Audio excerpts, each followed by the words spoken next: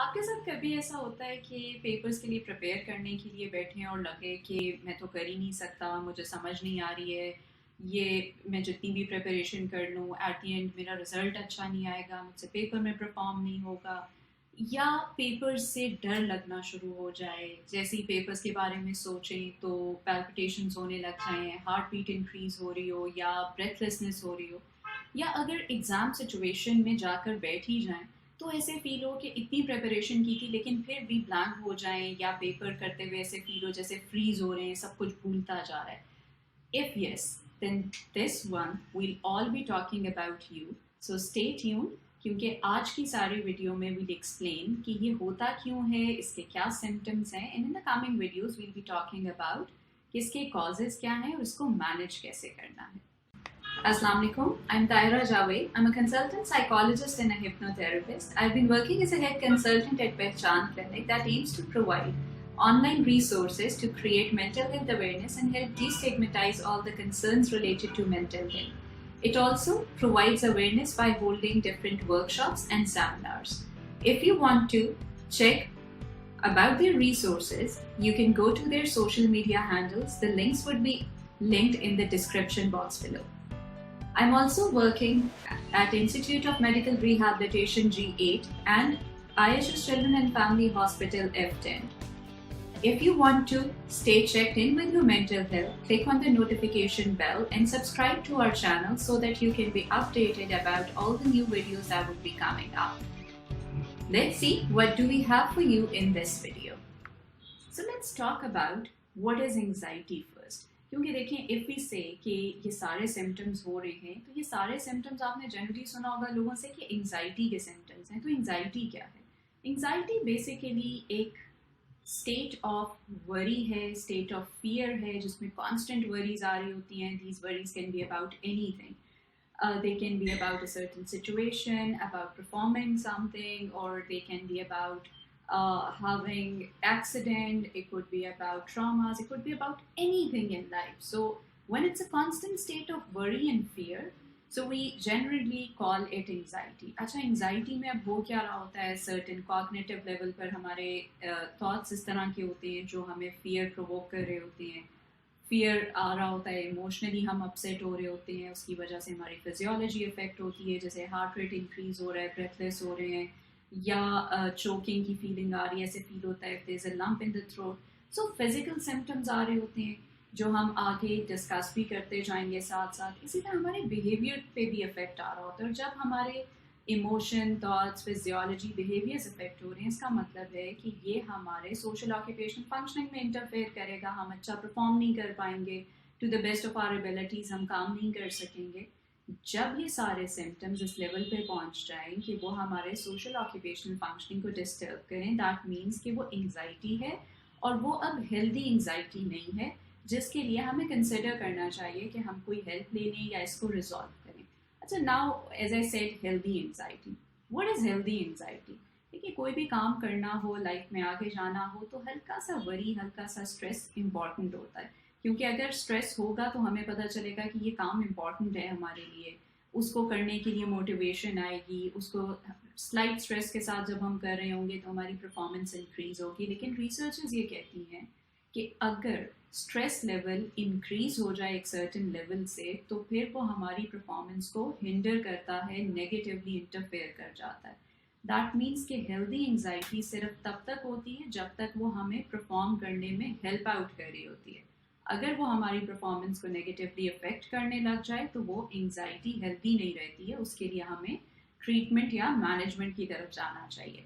अब anxiety different तरह की हो सकती है. ये सोशल एंग्जाइटी भी होती है जो सोशल सिचुएशन से रिलेटेड होती है, ये परफॉर्मेंस रिलेटेड होती है जिसमें टेस्ट एंग्जाइटी वगैरह या स्टेज परफॉर्मेंस से रिलेटेड एंग्जाइटी है, जनरलाइज्ड एंग्जाइटी हो सकती है. But today we'll be focusing on one of the kinds of performance anxiety, that is test or exam anxiety.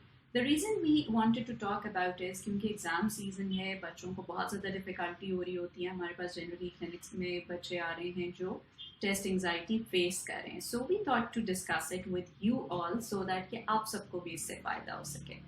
So what is test anxiety और what is exam anxiety?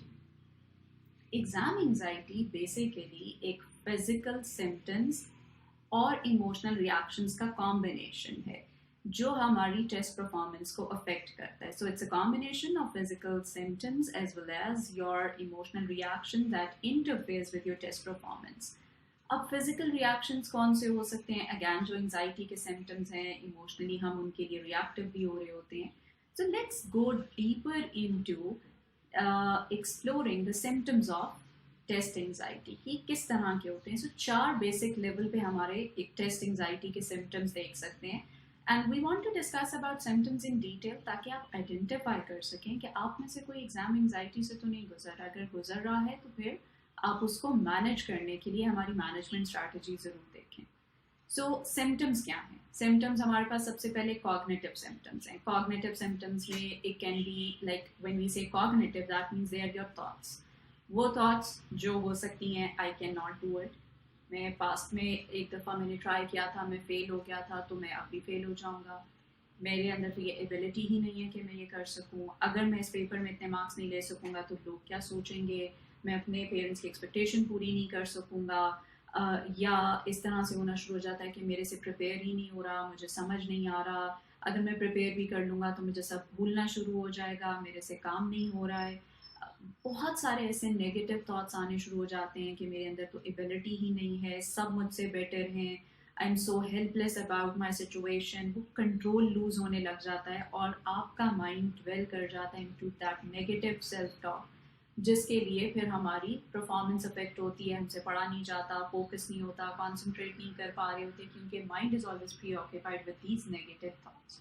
So identify कि कहीं आपको भी पढ़ने से रिलेटेड, एग्जाम से related इस तरह के थॉट्स तो नहीं आ रहे. अगर आ रहे हैं तो then try to identify these emotional symptoms के कहीं आप इन इमोशन से भी तो नहीं गुजरते. Now emotional symptoms can be fear, sadness, anger, helplessness. अगर इस तरह के आ रहे हैं कि जैसे फियर है, पता नहीं क्या हो जाएगा, पता नहीं मेरा रिजल्ट क्या आएगा, पता नहीं, मुझे एक डर की फीलिंग आने लग जाती है कि I don't know what will happen. गुस्सा आ रहा होता है कि मुझसे तो नहीं पढ़ा जा रहा, मुझसे कुछ भी नहीं हो रहा.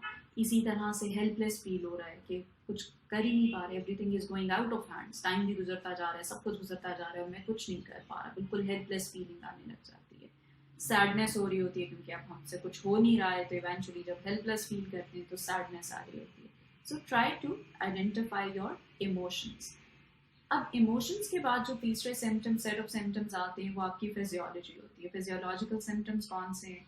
हार्ट बीट का रेस होना, आपकी ब्रेथलेसनेस, शिवरिंग, स्वेटिंग, आपको ऐसे फील होता है जैसे गले में कोई चीज़ फंस रही है, चोकिंग हो रही है, चेस्ट टाइट हो रही है, मसल्स टाइट हो रहे हैं, सो मच सो के कुछ लोग फेंट हो रहे होते हैं. सो अगर इस तरह की फीलिंग्स हैं तो दैट मीन्स कि ये एंग्जाइटी के सिम्टम्स हो सकते हैं. अच्छा, बिहेवियर्स में क्या होता है? अब जब फिजियोलॉजी भी इफेक्ट हो रही है, थॉट्स और इमोशंस भी इस तरह के हैं, तो बिहेवियर्स कैसे होते हैं? या तो हम उन सिचुएशंस को जहाँ पर हमें लगता है कि हमें टेस्ट किया जा सकता है, तो उन सिचुएशंस को हम अवॉइड करना शुरू हो जाते हैं. अगर हम वहाँ चले ही जाते हैं तो चाहते हैं कि वहाँ से किसी तरह escape कर लें. क्राइंग बहुत कॉमनली देखी गई है, एंगर आउटबर्स्ट या टैंट्रम्स देखे गए हैं, राइट. इसी तरह से कई दफ़ा परफॉर्मेंस बिल्कुल इफेक्ट हो जाती है, यानी ग्रेड्स इतने नीचे चले जाते हैं, कर ही नहीं पाते, बिल्कुल ऐसे लगता है जैसे फ्रीज हो गया, पेपर ब्लैंक छोड़कर निकल आते हैं. सो इस तरह के बिहेवियर्स जनरली आप टेस्ट एंजाइटी के सिचुएशन में देख रहे होते हैं. So just have a look and talk to yourself. Think for a while. अगर आपके thoughts, emotions, physiology and behaviour इन सिम्टम्स में से किसी से रिलेटेबल है, तो then you're going through exam or test anxiety. In the coming video, we'll be talking about कि ये होता क्यों है, what are the major causes, and then we'll be talking about management strategies. So stay tuned.